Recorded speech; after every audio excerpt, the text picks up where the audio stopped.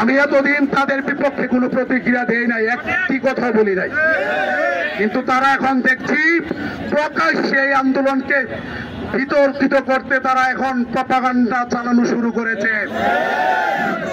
তারা বলেছে আমাদেরকে নাকি আওয়ামী লীগ ফান্ডিং করে আমরা নাকি তাদের এজেন্ডা বাস্তবায়ন করতে এসেছি।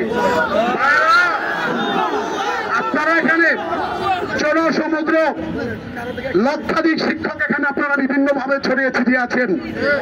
আমরা কি কারো কাছে একটি পয়সা চেয়েছি?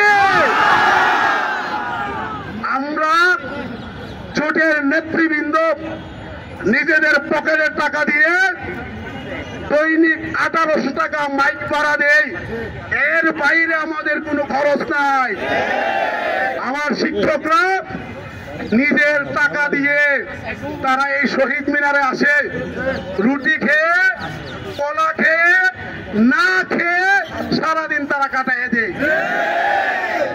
এই জন্য আমরা আজকে জোটের নেতৃবৃন্দ দুপুরে একজনও খাই নাই, আল্লাহ সাক্ষী, একজন এখনো খাই নাই।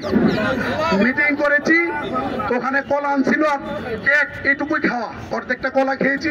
এটা আমাদেরও না, অন্য একজন আয়োজন করে দিছে এক পিস কেক, বিশ্ববিদ্যালয়ের একজন শিক্ষক, ধন্যবাদ জানাই স্যারকে।